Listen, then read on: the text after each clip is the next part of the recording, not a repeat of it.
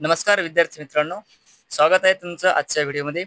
यापूर्वीच्या 2 व्हिडिओना तुम्ही जो काही प्रतिसाद दिलेला आहे त्याबद्दल मी तुमचा मनापासून आभारी आहे.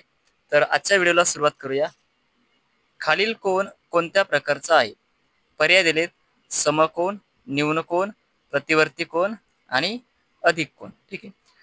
आता आपल्याला थोडी बेसिक माहिती हा प्रश्न सोडवण्यासाठी पाहिजेत. जसं की 90 अंशाचा कोन म्हणजे किती? आता हा 90 अंशाचा कोन किंवा काटकोन, ज्याला आपण काटकोन म्हणतो किंवा त्याला आपण समकोन असंही म्हणतो. ठीक आहे. आणि 90 पेक्षा जर लहान असेल, 90 पेक्षा लहान असेल तर त्याला आपण न्यून कोन म्हणतो. न्यून कोन लहान असेल तर, आणि 180 पेक्षा अधिक, ठीक आहे, आणि 360 पेक्षा कमी, म्हणजे 180 पेक्षा जास्त आणि 360 पेक्षा कमी असेल तर त्याला आपण प्रतिवर्ती कोन म्हणतो. मग हा जो इथे दिलेला आहे 270 अंश आहे, हा 180 पेक्षा जास्त आहे. ठीक आहे. 180 पेक्षा जास्त आहे आणि 360 पेक्षा कमी आहे, म्हणून या प्रश्नाचं उत्तर येते प्रतिवर्ती कोन.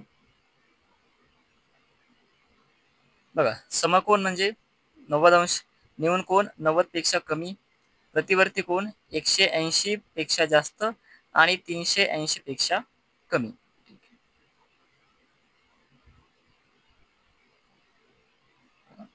पुढील दंड चार्टमध्ये एका विद्यार्थ्याला 4 विषयात मिळालेले गुण दर्शविलेले आहेत. त्या गुणांची आपल्याला सरासरी विचारलेली आहे. आता इथे बघा, ही जी पहिला आहे इथे 20 आहे, म्हणजे ही जी लहान रेष आहे इथे किती असायला पाहिजे? 10. ठीक आहे. म्हणजे 10, 20, त्यानंतर इथे 30, ठीक आहे, 40, हे 50 आहेत, 60, 70, म्हणजे एक लाईन 10 आहे. मग आपल्याला सरासरी म्हणजेच काय? सरासरी म्हणजे गुणांची बेरीज आणि खाली एकूण विषय. ठीक आहे. सरासरी म्हणजे गुणांची बेरीज खाली एकूण विषय. आता इथे इंग्रजी आहे, इंग्रजीमध्ये किती गुण आहेत इथं स्पष्ट आहे, 80. इंग्रजी या विषयात एकूण गुण आहेत 80, अधिक हिंदी विषय. बघा, ही डॉटेड लाईन आहे, ही 60 आणि 80च्या मध्ये, म्हणजे इथे किती असणार? 70. गणित विषयामध्ये बघा इथे आहे 90, कारण 80 पेक्षा वर, 80 अधिक 10 90, इथे आहेत 90. आणि विज्ञान विषयामध्ये आहेत 60.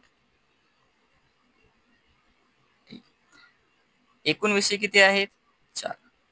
आता आपण यांची बेरीज करूयात. इकडे समोर वर बघा, 0 अधिक 0 तर शेवटी 0च येणार. त्यानंतर 8 अधिक 7 15, 15 आणि 9 24, 24 अधिक 6 30, म्हणजे हे झाले 300 अधिक 4. आता 4 ने याला भाग जातो, 4 एकी 4, 4 7 28, उरले 2, आणि हे 0 म्हणजे 20 आणि 4 पंच 20, म्हणजे सरासरी आपली येते 75.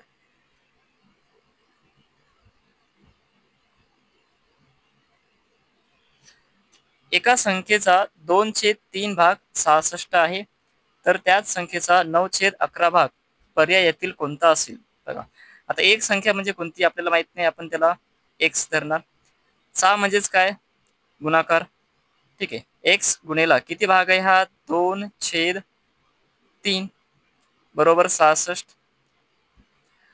आता जेव्हा ही संख्या पलीकडे जाईल तेव्हा 3 गुणाकारामध्ये आणि 2 भागाकारामध्ये येतील, किंवा आपण याला आणखी एका म्हणजे 2 ने डायरेक्ट 66 ला भाग देऊ शकतो. तर आपण स्टेप बाय स्टेप जाऊया. आपण एक्स ची किंमत काढायची आहे, तर 66 जागेवरच राहतील, आणि 2/3 हे पलीकडे गेल्यानंतर 3/2 असे होतील.